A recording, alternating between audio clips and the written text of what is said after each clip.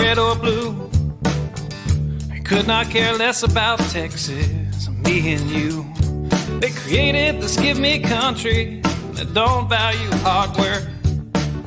For a Texan to survive, all we need are some seeds and dirt. Texan rise, don't you hear your call? Got to save your country, for it's long gone. Texan rise, don't you hear your call? Got to save your country, for it's long gone.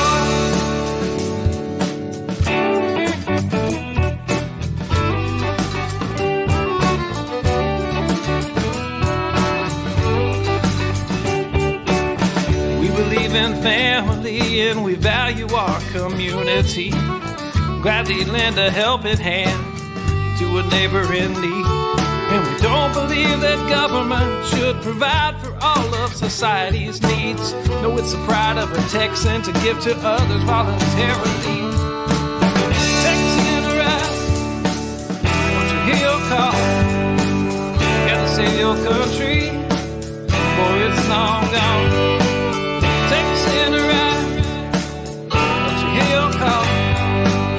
Gotta save your country, for it's long gone.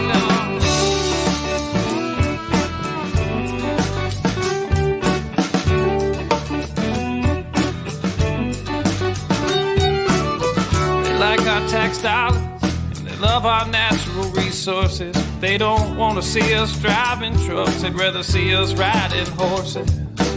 And now they want to ban our guns, you know, especially the ones that look scary. But may I remind you of the Gonzales Cannon and the Alamo heroes we buried.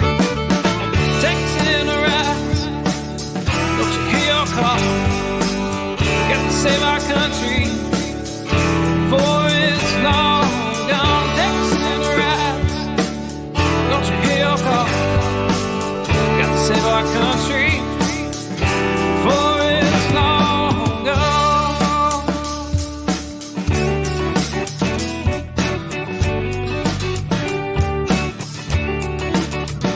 This last verse is straight from the Texas Constitution, Article 1, Section 1 and 2. Look it up.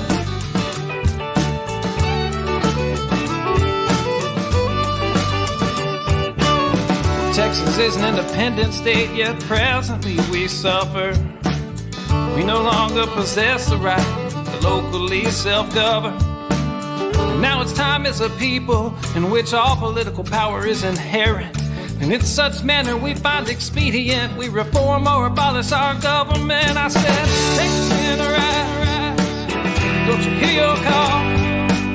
Got to save your country, for it's long gone. Texan rise, don't you hear your call? Got to save your country, for it's long gone.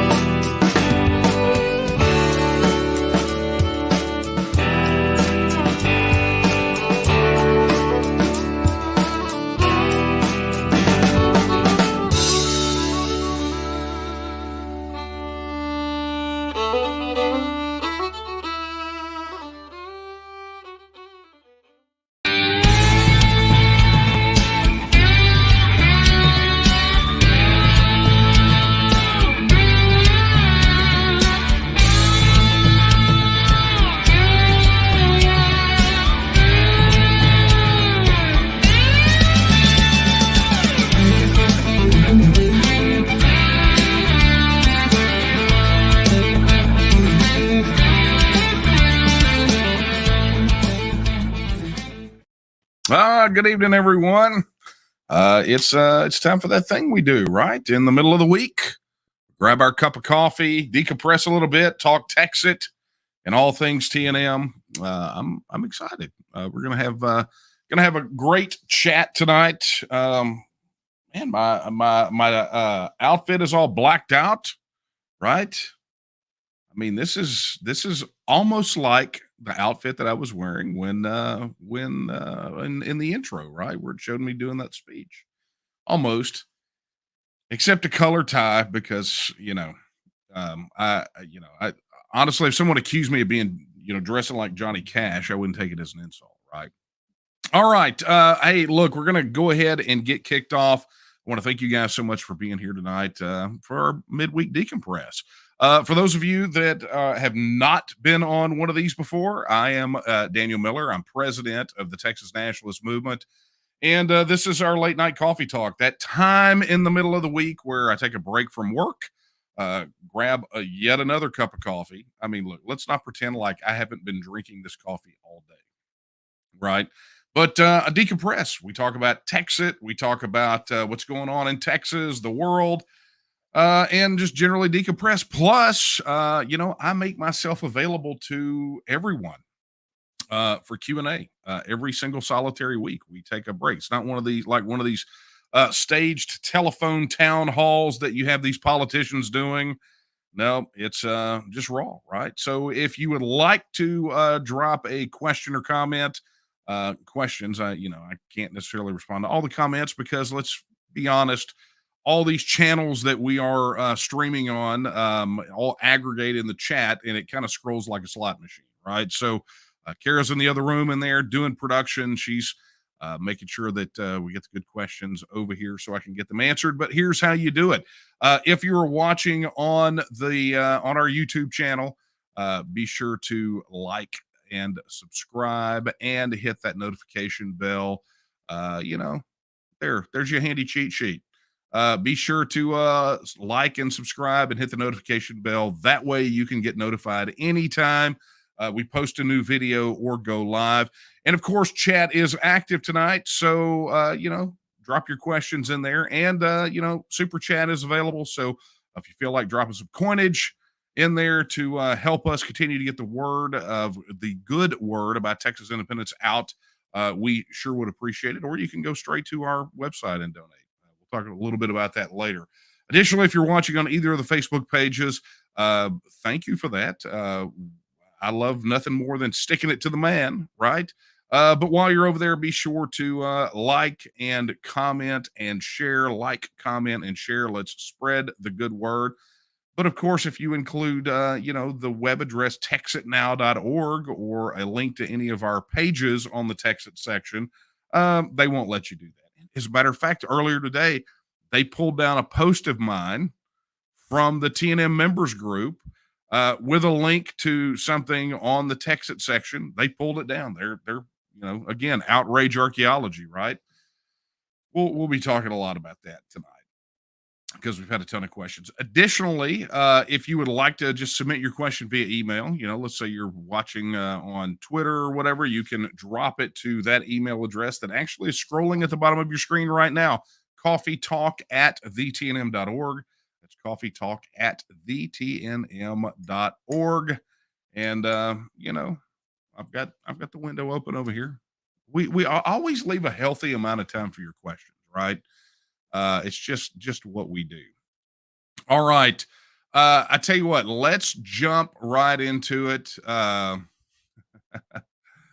Oh yeah, let's do this. Okay, so I can see some questions already showing up over there. Be sure to drop them in chat, and I've got plenty over here in email, but there's always room for more.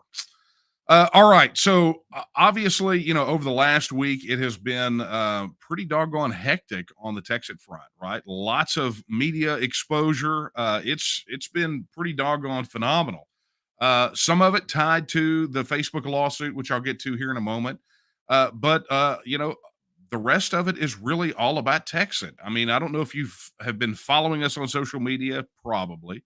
But I mean, it's driving the pro-federal statist, neo-Marxist absolutely crazy, right? How much traction the Texit issue is getting, how much exposure it's getting. And of course, this is the steady ramp up. We're heading into the legislative session. We want the Texas Independence Referendum Act filed. We want it to get a hearing. We want it passed in both houses.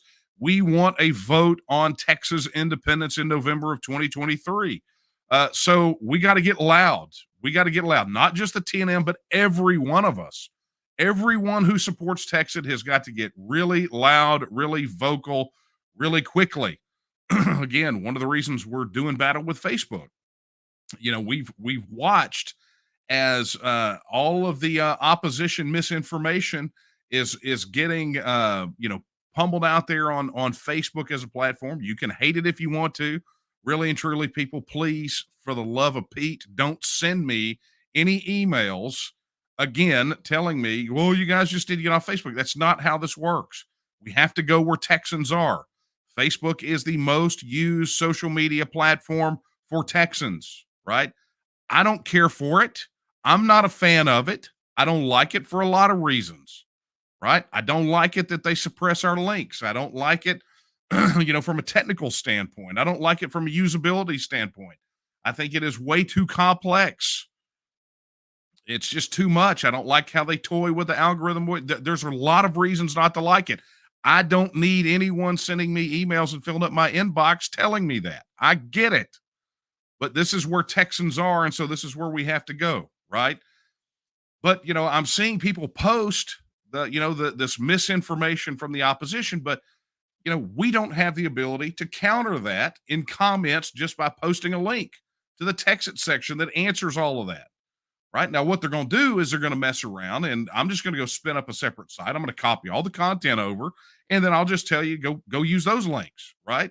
Who knows? Maybe I'll do that when I get off of here tonight, right? I'll go pour me 3 or 4 more cups of coffee, and we'll have that thing spun up, But it's not about creating some workaround, right? It's about the principle of it, and the principle of it is that Facebook, who takes taxpayer money, and unfortunately, some of it in subsidies from the state government, right, is putting their thumb on the scales. Oh, man, I'm jumping ahead.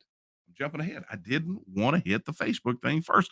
I wanted to talk about how great it is, all this exposure, right? The article on the story on Fox News, right? That was great. It's happening all over. We got to participate in an event on Saturday, the Texas Scorecard Conservative Leaders Gala, and it was great to see a bunch of legislators and leaders there of grassroots organizations that we've been networking with. And I'm going to tell you, everyone wants to see Texas cross the finish line. Everyone we talk to wants to see it happen, right? We've just got to make enough noise to get it there. But this is interesting, right? So let's talk about some of this. Let's talk about some of this exposure, right? This hit just today, right? This will give you some idea. Some of you guys remember Dr. Steve Turley. I was an interview, I think when Steve started doing his behind the paywall kind of interviews. I think I was his first one. But the doc covers the issue that we're talking about. I'm not going to say extensively, but he hits it, and he hits it from a standpoint of being a subject matter expert on the political aspect of this. So imagine my lack of surprise, but excitement when he dropped a video and specifically name check the TNM. So I carved out a little bit. I want to show it to you if you haven't seen it. Support for the growing movement known as Texit, the call for Texas to secede from the United States as its own sovereign nation, has reached new heights. A brand new poll shows that 66% of likely voters, it's nearly 7 in 10, support the idea of holding a referendum to secede from the U.S. Astonishingly, even the likes of Texas Senator Ted Cruz, at the very least, is entertaining the idea. At a recent event at Texas A&M University, Cruz said this, quote, "If Democrats in Washington pack the Supreme Court, if they make D.C. a state, if they federalize elections and massively expand voter fraud, there may come a point where it's hopeless. We're not there yet. And if there comes a point where it's hopeless, then I think we take NASA, we take the military, and we take the oil. In other words, we're out of here. See you later, alligator." Glenn Beck as well has endorsed the measure. Again, if all appears hopeless in D.C., that is. And some are even asking, I wonder what Elon Musk, a relatively new resident of Texas, thinks about Texit. Maybe he could even run for president of a newly sovereign nation, as one person speculated. So as you can see, our country is going through a very real moment of upheaval, as it were. And there's a very clear reason as to why. When all is said and done, we are in the midst of a very disruptive paradigm shift in our society, and it's happening both at the theoretical level as well as the practical level. So theoretically, we're moving from an age of ideology, known as the modern age, to an age of identity, a postmodern age. And there's a host of reasons for that. But basically, we're moving away from a one-size-fits-all conception of politics and economy that was held together by ideology, capitalism versus communism, for example. And we're increasingly moving into an age characterized by a profound emphasis on identity. So this is why identity politics is so huge today, both on the left and the right. Practically, we're moving away from what's called mass society, which is where society was organized around centralized, industrialized cities, starting in the 19th century and the 20th century. And we're moving now more towards something called a network society. That's a highly decentralized society because it's organized around networks like the internet. And the combination of these two dynamics in many respects is decentralizing our politics and reawakening the politics of the local. Politics are no longer defined by ideology or urban centers. They're more and more defined by identity. And those, most especially, are identities in the rural and ex-urban areas, or in the hard secessionist case, the Texan sentiments. These dynamics aren't going away anytime soon. Our politics will at some point have to bend towards them, determining at some point which secessionist sentiment, internal or external, will ultimately win in the end. Wow. Thanks to the fine Dr. Turley over there for name checking us. And, look, it's what's happening, right? The fact that he's able to look at it and recognize it when the mainstream media won't cover it, like, I don't know, Hunter Biden's laptop, or any number of things like the Twitter files, right? The fact that we're getting exposure because we're forcing the exposure, right? We're bashing down the door, and you hit at the wall, you hit at the wall, you hit at the wall until you see the first crack of light. And once you see daylight, it's glorious. And that's what we're seeing right now. Beyond a shadow of a doubt, what we are seeing is this breakthrough of the moratorium, the conspiracy of silence, whatever you want to call it, over this issue. So, look, it's more important than ever that all of us, we don't sit back on our laurels. We don't sit here and do a first down dance, right? We double down on our efforts, and we get out there and we get the job done. And that means reaching Texas voters, right? That means amplifying the voices. That means taking everyone to the paint that would try to muzzle the Texas message. And, you heard Dr. Turley talk about that, and you heard some, if you got to read the article on foxnews.com and some of these others, you can understand now that there is a serious academic look being taken at this, right? That there are some serious players coming to the table over this issue, talking about this issue. And, I think this is a good opportunity to remind everyone that coming up Monday night, right, on the 12th, at 7:00, we're going to be hosting the foremost expert on independence referenda around the world, Dr. Matt Qvortrup. He wrote a book called I Want to Break Free. And we're going to have him on here. He is straight out of the UK. He has advised independence movements around the world, and he is going to be advising us. And he is going to be available for you on a webinar Monday night. So if you want more information about that, head over to tnm.me/events. That's tnm.me/events, or you will see the upcoming live stream link on our YouTube channel. But you're going to want to participate in this, right? I talked to the good Doc. Matter of fact, yesterday was his birthday, so happy birthday, Doc. But talk to him today, and he's, we're gonna work through this issue. He's gonna slaughter some of the sacred cows and really, frankly, skewer a lot of the opposition argument about the constitutionality of the issue, about whether or not Texas can make it, and he's going to be looking at it from a much larger perspective than a lot of the opposition looks at. So I'm going to encourage you, head over to tnm.me/events, get your RSVP and get ready for that. You do not want to miss it. It's going going to be phenomenal. Okay, I tell you what. Before I start ripping into Facebook, it's going to be fun, and giving you guys an update on what's happening. I want to let me take some questions. Let's do that first, okay? We'll get some of these out of the queue real quick. All right. Richard says, "Have you tried Coffee Brand coffee? I promise you won't be disappointed." I don't know what that is, uh, but it's coffee, and I'm cool with that. Obviously. Okay, Ryan. Hey, Ryan. I know Ryan. Hey, Ryan. I've been seeing a big uptick in the posts and movement. Nice job. Hey, great job to all of our social media warriors out there and to our comm team that are just absolutely ripping it up. I mean, we're on offense. You don't win games on defense. You win on offense, and so we are reaching as many people as possible. As a matter of fact, for those of you that are already registered supporters, I don't have a nice little graphic for this I can throw up there. But if you are active on social media, we need you. Head over to tnm.me/ORC, right? Yes, that spells orc. Head over to tnm.me/orc. You got to log into the website to access it. But we'd like to invite you to be a part of our online response corps, right? Our social media, our Texit digital army, so to speak. And I'm sure someone will post that in chat, that link. I don't have a slide for it. Sorry, guys. All right. Hey, a super chat from Eric Riddle. Eric, thank you very much. Man, we appreciate all of your work. Eric is working hard up there in the Texas Panhandle, helping us organize folks.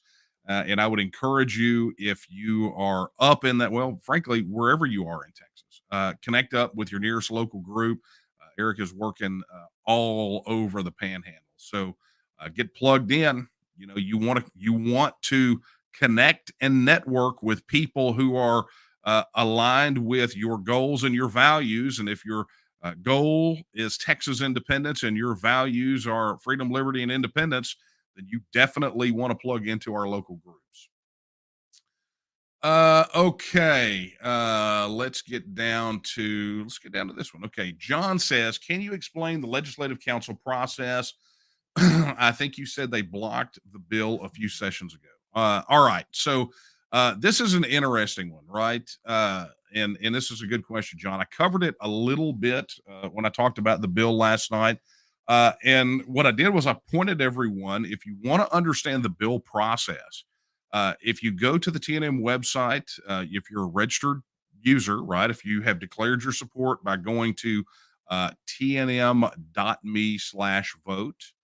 right, for those of you who don't know where that is, it's right here, right? You can pledge your support at tnm.me/vote. And when you do, you get a login to the website and you get access to a whole bunch of material, tools, things you can download, print out, social media kits. I mean, you get access to tons of stuff, including our own internal social network, right? But in the academy, there's actually a course that we launched about how a bill becomes law. And we talk about the Ledge Council in the course, but let me kind of explain it because John's really onto something. So John mentioned in his question that we had talked about how Ledge Council had kind of shafted us when we tried to file the bill before. Okay. So that rolls back to several sessions back. There's a video that's a bit dated now that's on our YouTube channel that talks about the 3 times that we had come close to getting the Texas Independence Referendum Act filed, right? And that was obviously made prior to when Kyle Biederman filed the bill last session. But one of those times was when State Representative James White tried to file the legislation. And if you don't understand how that process works, I'm just going to encourage you to go take the course. As a matter of fact, if you go to the website now and you have not, you see a pop-up that says, "Hey, pop in your name and your email address and we'll email you over the legislation," right? The draft bill. It also comes with two additional downloads for you, right? One about how to effectively advocate for it. And number two is sort of a cheat sheet, a flow chart of the bill process, right? So just kind of a handy guide for that. That being said, what happens is bills in the Texas legislature. So let's say you're a legislator and you have an idea for a piece of legislation, whatever it is. You will start working on that. You'll craft it. You may even come up with a draft, very much like we did for the Texas Independence Referendum Act. And as a legislator, you could technically go directly file that. But the problem that you run into is the fact that the laws are pretty Byzantine sometimes, right? You might miss something. So what they have is a process where you take your whatever language it is, and it doesn't even have to be dolled up in the format, but you send it over to the Ledge Council, okay, what they call the Texas Legislative Council, but the Ledge Council for short. And what they have over there is a team of law clerks, some law students, maybe some lawyers that work on the Ledge Council. And what they do is they take that idea for a bill and they turn it into a draft. So they put it in the format that is required for legislation. They go through and they run checks on it against, does it affect some other piece of the statute that needs to be addressed? They check it for, does this particular provision run contrary to the Texas Constitution, any provision of it? So they run it through all these checks and they get it into a format for it to officially be filed. Okay. So previously, when I said that the Ledge Council kind of shafted us was when James White tried to file the legislation, and when he tried to file the legislation, Ledge Council actually stripped out the referendum provision. And their comeback to James is that, well, it's not constitutional for us to do that. Well, that was a lie, and it was an excuse. And we pushed back, but there was really at that point not a whole lot that could be done. Right, we were running against the clock. Very simple, so it wound up being changed from a piece of legislation that would have given us a vote on Texas to being another fist-shaking resolution at Washington, D.C., and we've had enough of those, right? They don't work. So then in this last session, when Kyle filed the bill, we had some back and forth with Ledge Council, and I'm going to tell you, I mean, people are going to think I'm nuts, okay? Particularly people that have worked with Ledge Council before and have had their particular issues. But Ledge Council was extremely helpful. I don't know who we got over there, but they did a phenomenal job for us, working through our initial draft of the Texas Independence Referendum Act and showing us where some of the things that we were asking for, because the initial draft, the one that many of you probably know from the book, called for a lot of things. It was what we would consider a pretty comprehensive piece of legislation. And they were able to show us specifically places in there that if we left that language and filed it, the bill would get bounced out because things like you can't require the governor to, you can't compel the governor to perform a discretionary act that it's discretionary under the Constitution via statute. Right. So one of those things was about the special session. I talked about that last week. So go back and check out that video. But the one thing that they did that we objected to was they changed the referendum language, right? The language that actually goes on the bill. And we were going to correct that via committee substitute. So there are mechanisms. If you get legislation back from Ledge Council and you get it filed, there are methods that you can use to correct that once it gets through the process. And that was our intention. We needed to get it filed because we were running up against the clock, and we were just going to get it changed via committee substitute. We'd already worked it out with Kyle, but alas, it never got a hearing, so it didn't matter. So anyway, that's the saga with the Ledge Council. That's essentially the role that they play. Is they standardize language, they help craft ideas into actual legislation, right? They can, if you're going to change statutes, things of that nature. So anyway, hopefully that got your question answered, John. Thanks for that. All right.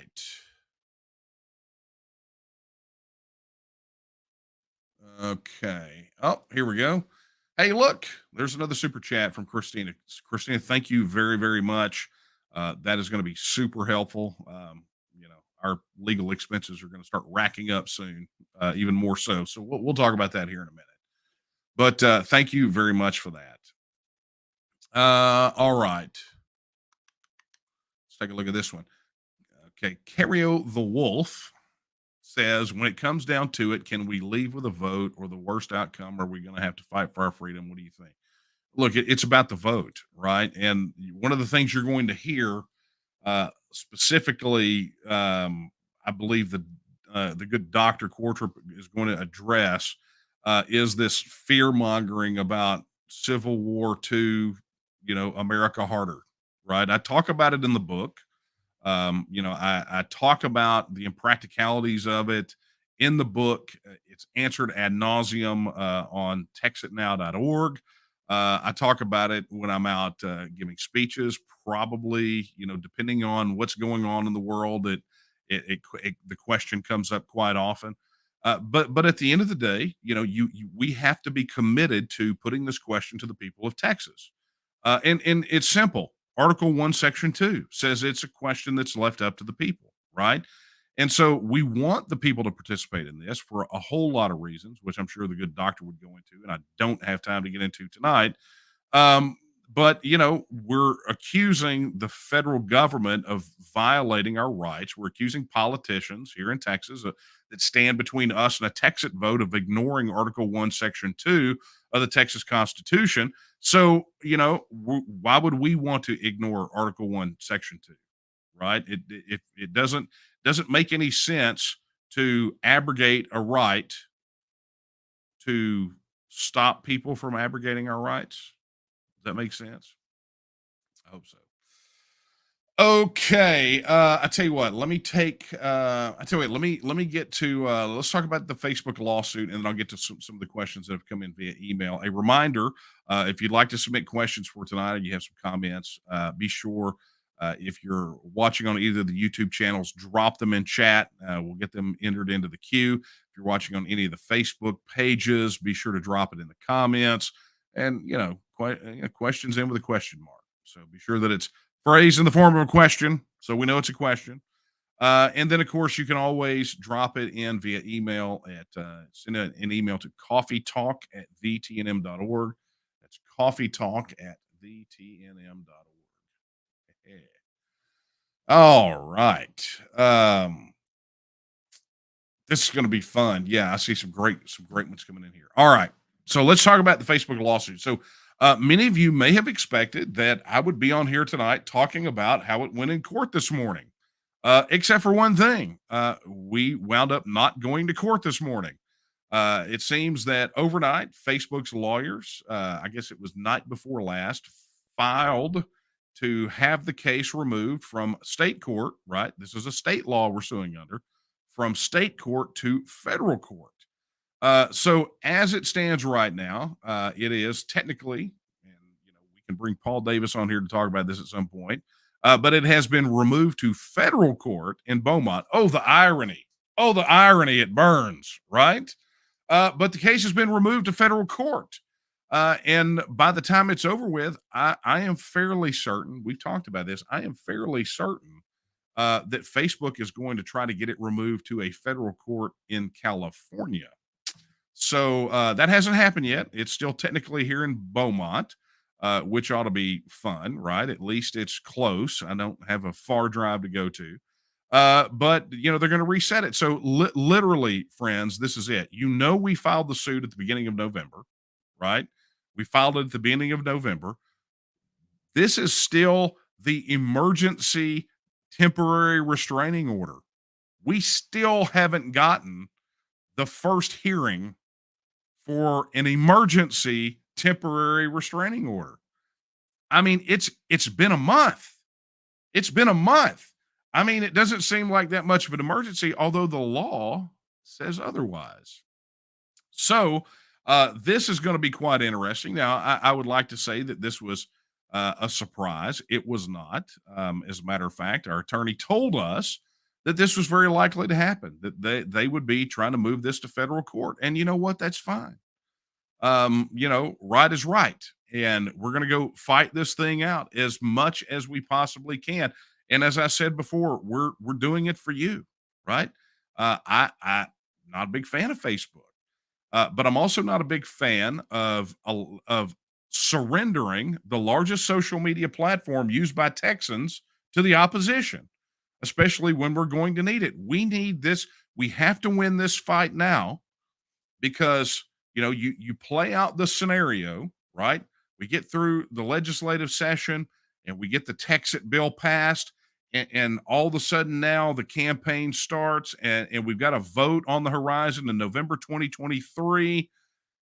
And then, all of a sudden now, maybe we should have fought that Facebook thing because now the opposition is spending, $100 million propagandizing everyone with Facebook ads and posts, and we have no way to combat it except guerrilla style in the comments of the misinformation, which don't get read by most people. So we have to fight this battle now. You can't go out there and have discussions about complex issues in a comment thread. You can't do it. You want proof? Go look at some of the stuff that's being said on Twitter right now on the things that the organization is posting. Look at what the whack jobs say. Look at how our people respond and try to respond, and give them facts in 280 characters, right? It's just not where you have it. So the ability to post these links to the text section of the website, get that information out there is enormous. It's huge. We have to go win this. And frankly, it's time it's time that someone put Facebook in its place. I mean, I literally at the beginning of this talked about how they went and pulled one of my posts from one of our groups that simply referenced texitnow.org that was 2 years old. They want to erase the existence of this issue from their platform, and we cannot let them win. We can't do it.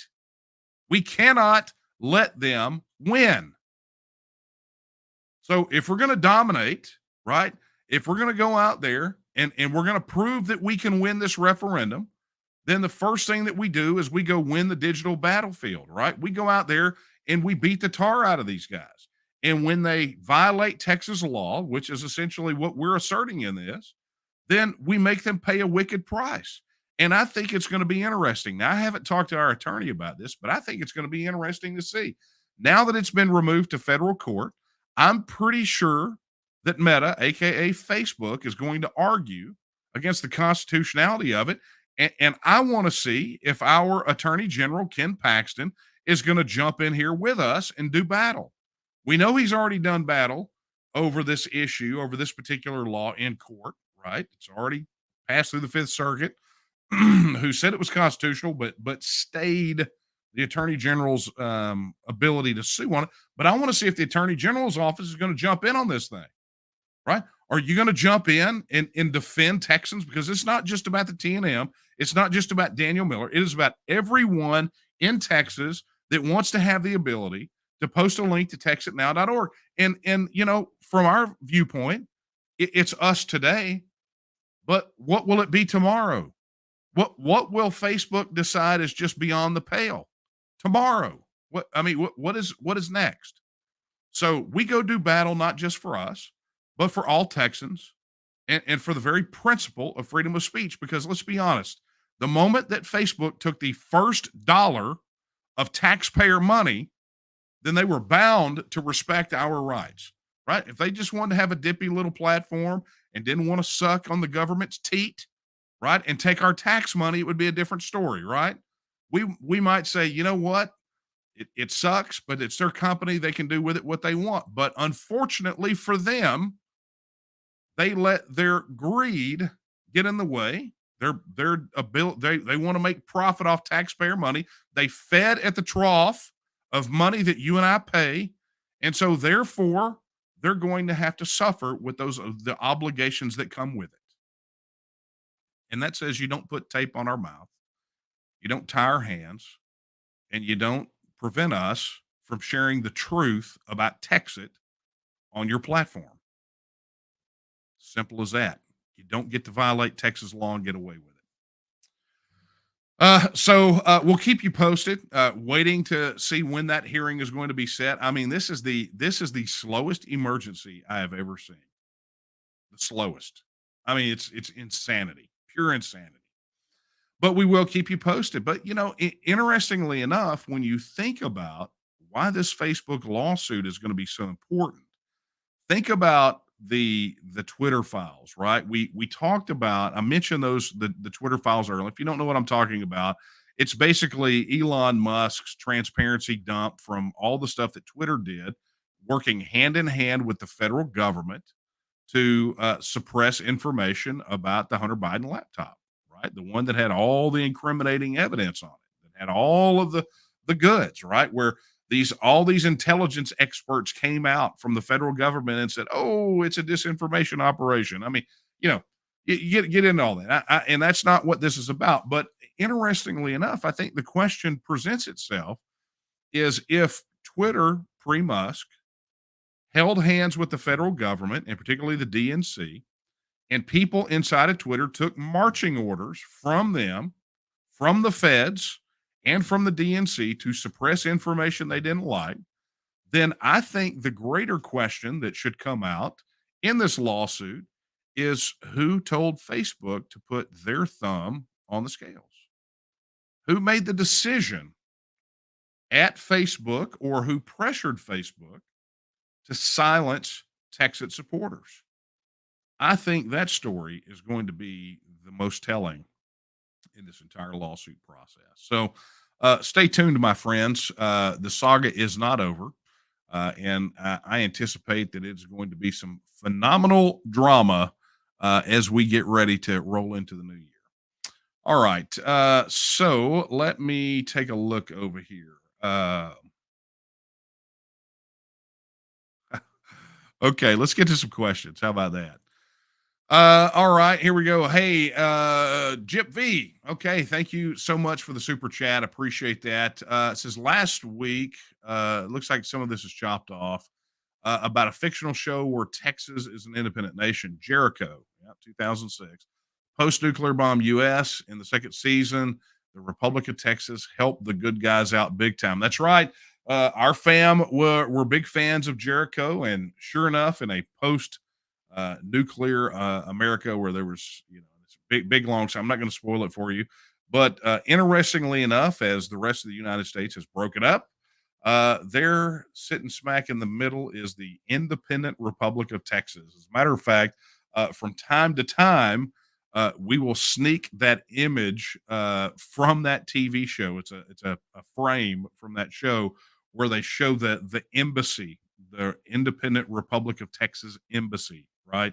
And so you'll see it as kind of a bronze looking plaque, but we'll sneak it in as a little Easter egg from time to time. So for those of you who are playing the at-home T&M trivia game, be on the lookout for that one. That's a fun one. But yeah, there's Texas in tons of fiction. Matter of fact, I talk about Jericho in the book. But it's showing up. We had someone tell us on Coffee Talk a few weeks ago that on one of the major series on Amazon right now, I think it's The Peripheral. Actually, in every iteration of the future, Texas is an independent nation. So you see it around quite a lot. All right, let's get to some questions over here via email.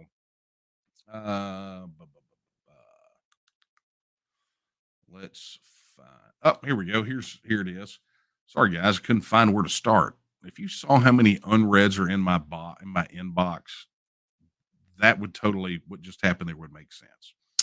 Okay, Tom says, "How can I, besides donations and my friends, contribute to this movement?" It's simple. Let me just put it this way. Everyone knows that it costs. We know that the opposition the establishment is very adept at raising and spending money. I mean, things cost. If you guys knew, for example, the amount of money that we've had to spend on just data or technology to do the things that we do, or outreach, right? The billboard campaigns, the radio ads. I mean, all these things, everything costs, right? So, look, we encourage people, look, $5. If you got $5, help somehow. But here's the thing. If you don't, that's okay. We're not going to beat you up over it. We will never ask anyone to give up your grocery money, right? We don't. Although we have. I can remember one year when things were not so great in the TNM. We had a lot of people, but no one was giving. And Karen and I were paying out of our pocket to keep the lights on in the organization. I mean, we were to the point that our kids had a Dollar Tree Christmas. I mean, that's how that worked out. Business was bad. We had a big downturn in our personal business. We literally lost our largest contract because they were not comfortable doing business with someone out here promoting Texas independence as publicly as we were. So, you take I took a big hit in my business, right? I take the arrows because that's what I do for you. And we needed to keep, the servers running, and we need to make sure that things stayed on. The phones were working. I mean, everything else. And our kids, they got a Dollar Tree Christmas. You know what? We talk about it to this day. We laugh about it, and they totally understand. It did not hurt them, not one bit, because they understood. They understood that sometimes things are bigger than some random tchotchke you get on a holiday. Okay. But that being said, Tom, look here's just get plugged in, right? It costs absolutely nothing to pledge your support. Go to tnm.me/vote, pledge your support. If you can become a member, do that by going to tnm.me/join. But again, it costs you nothing to volunteer but time, right? There are volunteer opportunities that you can do that do not require you to leave your house. As long as you got a computer and internet connection, there's things you can do to help. And you find that out by first going to tnm.me/volunteer and volunteering. And, the other thing too, if you want to get involved, go to tnm.me/local groups, find a local group and get plugged in and help there, right? There are tons of things that can be done for people to contribute to the movement.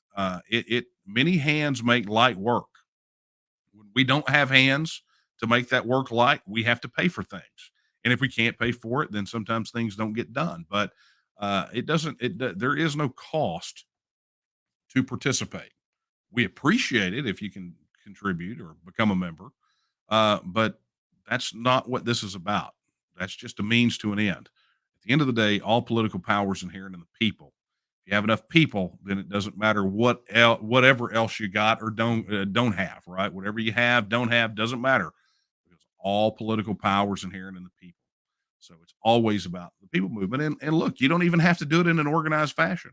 If you go to the website, you've registered your support, right? If you've registered your support, you can log into the website, go to the action tab on the menu and go to outreach.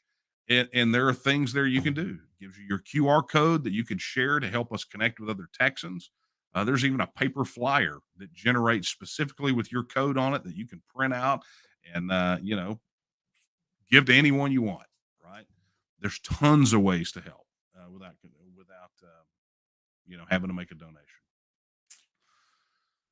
Okay. This question is from Renee. Renee asks, when Texas exits, do we lose our U.S. constitutional rights?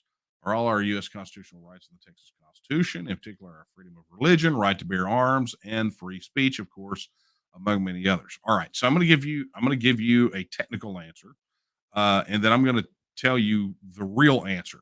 The technical answer is Article 1 of the Texas Constitution is the Texas Bill of Rights.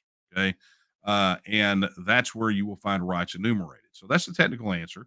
And you'll find all sorts of things in there. But let me just sort of break down your question, because you have to remember they're not U.S. constitutional rights. They're not Texas constitutional rights. They are rights. They are fundamental, inalienable. They just happen to be enumerated in those documents. But whether they're in that document or not doesn't mean that they can be taken away, right? A right is a right. For example, Article 1, Section 2 of the Texas Constitution reserves the right of self-government, right? The right to alter, reform, or abolish our government in such manner as we may think expedient as an inalienable right. You will not find an analog for that in the United States Constitution Bill of Rights. They didn't enumerate it. But just because it's not there doesn't mean the right doesn't exist, right? Because rights don't come from government. They don't come from a piece of paper or some magic document, right? That's not where they come from. They come from the Creator. We are endowed by our Creator with certain inalienable rights, right? Man, I can't believe it's fun, right? But anyway, the point being that at the end of the day, we can't look at them as U.S. constitutional rights or Texas constitutional rights. You can't even look at them as constitutional rights. You look at them as fundamental, inalienable, God-given rights. And that way, when you understand the source of the rights and who has them, then you realize that no man, no group of men, no piece of paper, no governmental institution should be able to take those rights away. And that's why we fight so hard to ensure that our individual and inalienable rights are upheld, right? From a government that increasingly cares very little for our rights and believe that ultimately they are God and they get to choose which rights we have and which ones we don't have. So, that being said, our rights are our rights. Okay, here we go. This one. Sherwin asks if red counties in New Mexico want to join Texas, can they? When Texas leaves the union. Okay, this is an interesting question. Okay, boy, this is going to be a good one. So you have to look at it from the standpoint of law. Okay, and this is going to get down to really and truly. For those of you who have read my book, you know that I make a very clear distinction between secession and what we're doing with Texas, right? And there are some people that don't get that. They don't agree with it. That's okay. We can have a difference of opinion. But I, in fact, believe that those two things are quite separate. And I believe that probably the last 30 to 40 years of advancement in thought on the relationships of nation states really supports my viewpoint on that. Some people may disagree, and that's fine, right? And you will see people use that word. You will occasionally hear me use that word when I got to get it real kind of basic for everyone, right? When I don't have time to explain nuance. But I don't believe that secession is what we're doing. And fundamentally, here's why. And I talk about this in the book. Secession is your term if you believe that Texas is a wholly incorporated body into the United States, right? That the United States is a monolithic, solitary, unitary nation state in and of itself. We don't believe that. I don't believe it. The framers of the Constitution don't believe it. And frankly, I don't think a whole lot of people believe it either. Okay. So it really strikes to the heart of the argument. Now, what we're doing is technically withdrawing our membership in a political and economic union. Remember, you got to understand the United States of America is a political and economic institution, and it's very different than America. When you talk about America, right, that's a whole other conversation. But that being said, we have to look at, when people talk about, well, when Texas leaves, can it take these other states? That's not how it works. Every state is a sovereign political entity, has to make that decision on their own. Okay. So each state is a sovereign political entity, and that is a decision they have to make. And then what that relationship looks like on the other side of that is entirely up to those states. They get to negotiate treaties for travel, trade, et cetera, because they effectively become at the same level as every other nation state around the world. And if you think that's nuts, then you think the original Declaration of Independence of the 13 colonies is nuts, because that is essentially what they signed. They said that at that moment they were declaring themselves independent, and they were calling themselves states, 13 states, not 13 colonies becoming a state, 13 states on the same level, right, with all the same rights and privileges, all those things, as and they call it the state of Great Britain. Okay. So states are sovereign political entities. But what are counties? Well, counties are political subdivisions of the state. They are, and I believe it's even called this in Texas law. Counties here in Texas are administrative subdivisions of the state. Counties were created by the state. So the states created the federal system. The states also internally created administrative subdivisions called counties. And so ultimately, right, and this is probably not going to be the answer that you want to hear, but ultimately, if red counties wanted to, in New Mexico, wanted to secede, because technically that would be a secession because they are wholly incorporated, then that is a matter for them to decide. And then it would ultimately be a matter for a sovereign political body, the Independent Republic of Texas, if we're going to take it from Jericho earlier, to decide whether or not to incorporate those newly free counties. But that is it's a really complex issue. I mean, it's not really complex when you understand what those boundaries on a map mean and what those political entities are and how they came about. Then it all makes perfect sense, right? And that's why a lot of times I'll kind of bristle a bit when people talk about wanting Texas to pop out with a bunch of other states and join another union and all this. It's like, guys, you don't understand how this works. It's not how it works. Every state should get the same vote that we get. And by right, they do, because no state enters the union on an unequal footing, right? There's an equal footing doctrine when states are admitted to the union. So any right that a state has when it enters the union, every state gets, which becomes interesting when you look at things like, I don't know, the Constitution of New York, when it entered the Union, which expressly reserved the right of secession. I mean, there's all kinds of interesting commentary about that. But the bottom line is, once you understand what those entities are, and then you understand the process, then all of a sudden, everything that you have seen around the world with independence in the last 80 years makes total sense. And all the pieces over here and what we're trying to do really fall into place. And then the post-exit world makes a lot more sense. So, Sherwin, thank you for that question. Okay, let's take one more really quickly, and then I'll go back over here to chat. Yeah, so David, this is David. He says, "Good evening, Daniel. I noticed just how much fear mongering the Dallas Tribune thrust toward TNM and Texas.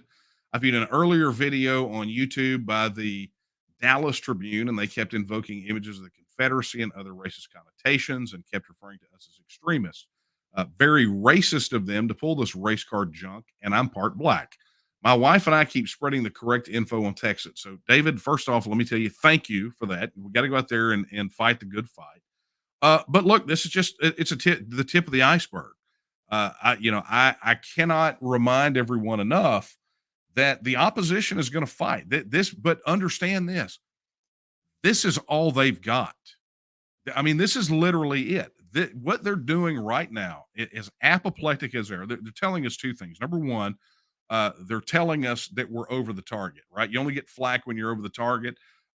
They are scared to death. So they are ramping up Project Fear, right? They're getting started kind of early in the game, but they're ramping up Project Fear, and they're going to say all kind of horrible things about us, right? They're going to say so many things that are untrue. They're going to mischaracterize. They're going to lie. They're going to tell half truths and try to let people infer. I mean, that's what they do, right? So understand that this is all ramping up right now because we're winning, right? This is driving them nuts that we're just blowing these guys out of the water. We are on a fast train to Texas, okay? And it's driving them nuts. So they're just saying all these things. Now, so that's number one. But number two is, remember, this is all they've got. What you're seeing right now is literally their argument, period. That's their argument. Their argument is a bunch of falsehoods, mischaracterizations, and name calling. And then they fired every bullet in their gun. That's all they've got. So understand that we're on the high ground here. Yeah, it stinks a bit that we got to go out there and we got to work really, really hard to dispel some of this and put some steel in the spine of our countrymen. But the fact of the matter is, that's all the opposition's got. That's it. And we've spent years preparing people to go out and combat this, right? Everything they throw at us, we have a well-researched answer for. Everything, and it's not just the academic or the intellectual argument, the emotional issue, right? I mean, every facet of this, we are ready to go do battle, and they are scared to death, and that's great. So I get when these guys go crazy like this, I get very happy warrior. It makes me excited. I see these things, I can't help but grin from ear to ear, because I know at the end of the day that they're doing it because we're winning, and at the end of the day, it's all that they've got. Let me tell you what, it ain't much. Oh, I love driving those guys mental. I love it. Okay. Let's get through these. Hey, Gary, thank you so much for your super chat. We do appreciate that. Let's see if we can get some more of these. Hang on. Yeah, let's pull some of these. All right. Mike says, will Abbott have to sign the bill if it passes both houses of Texas Congress, or do you think he may veto? Abbott is a political opportunist. And so ultimately, if we get it or when we get it through the legislature, I think the political momentum that it will take to get through both houses of the legislature is that same momentum that will lead Abbott to sign the bill. And he may sign it with reservation, right? He may say, I really don't want to do this, but I'm doing it because I'm going to let the people vote on the issue, knowing that that is probably the middle of the road path for him. So he could veto it. And ultimately, if he did, that would be the end of his political career here in Texas because of the level of support that Texas has. So I don't have a lot of fear about that, but we should be ready just in case. Okay. David says the U.S. is not monolithic by any means. For a lack of a better way of putting it, it's a 50-member club, and like all clubs, members can come and go as they please. That is correct, sir. That is the way the framers looked at it, and that's the way that I think we should all look at it. Okay, Red Dog Ford says, so let's say the state population votes to leave, then what? What's the federal response? It is a shame that question came in late to the game because, I could go through that step by step, but I will tell you, if you would like to see that explored ad nauseum, you can head over to texitnow.org and you can check out. There's a ton of FAQs over there. The answer to that one is spread out across several. But you can find out, what would their response be related to, military bases or, there's tons of information, but go do that. And I talk about it a bit in the book. And ultimately, the bottom line is that we have to mind our P's and Q's and do this the right way so that we can limit their negative options. And we do that by doing it the right way, following the right process. Adhering to our rights, our inalienable rights under Article 1, Section 2, being highly visible, highly public, making sure that this goes to a public vote with plenty of debate ahead of it. There's a ton, but you'll understand the process. Head over to texitnow.org, or you pick up a copy of the book Texit: Why and How Texas Will Leave the Union, and it talks about it in there. But I appreciate the question. All right, friends, it has been more talk than coffee tonight, but oddly enough, I'm not tired. I'm just getting started. So it is time to bring this puppy to the house. Again, a reminder, Monday night, December the 12th, here at December the 12th at 7 p.m. is going to be the live stream that we have with Dr. Matt Quartrup, who's going to be talking about, you guys are going to love him. I promise. Absolutely promise. A reminder, if you were watching us on YouTube, be sure to like, subscribe, and hit the notification bell. We need all the subscribers we can get. And some people will say, why aren't you on Rumble? Well, we're working on that right now to get back on Rumble. But the good news is that these archive on Rumble when they're done. and you can go there and watch it for playback if you'd like to. A reminder, if you are not already a registered supporter, go ahead and pledge your support. Head over to tnm.me/vote. That is tnm.me/vote. And if you can, join the movement, right? Become a member, tnm.me/join. You can go over there and join. Standard membership is $30 a year. You can, veterans, students have special pricing, senior citizens. But go check it out, tnm.me/join. Become a member if you are not one already. And then, of course, be sure to go volunteer as well. tnm.me/volunteer. And then, of course, join a local group. tnm.me/local groups. Find your nearest local group. Reminder, please donate to our social media censorship lawsuit fund. If you can spare $5, $10, whatever it is, head over to tnm.me/Facebook suit and help with that. Everything donated to that form goes straight to offsetting our legal expenses. All right, my friends, that is it for this week's edition of Coffee Talk. I want to thank you guys so much for sharing this time with me. I really do appreciate all of you taking the time out of your evening, especially all the banter that goes on in chat and really the questions. But the thing really is what we do when we leave here, right? When we get off of here and we're done with the live stream, what comes next? Well, ultimately, friends, that's up to you.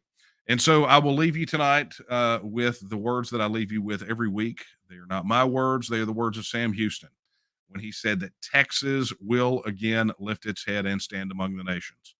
I believe that time is now. And the question is, will you stand with her? Good night, everyone.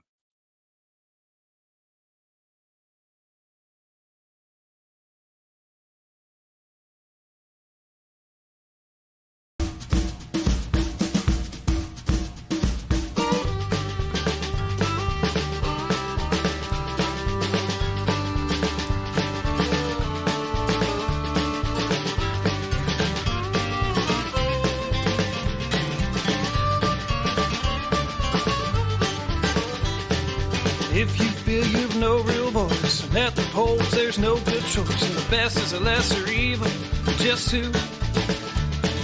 And it is time for a real change. Instead of voting more of the same, only one solution restores the power of you. When Texan rights have been impaired, and it's gone on for many years, there's only one way left to correct it.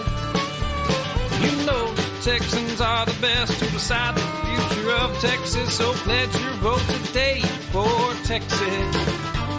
July the 4th, we celebrate an exit of the United States from a British Empire that denied them representation. Yeah, and history repeats, they say.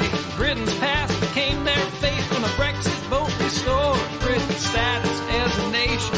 When the Constitution is ignored, state sovereignty thrown overboard, and all attempts to restore it have been rejected. You know the Texans are the best to decide the future of Texas, so pledge your vote today for Texas.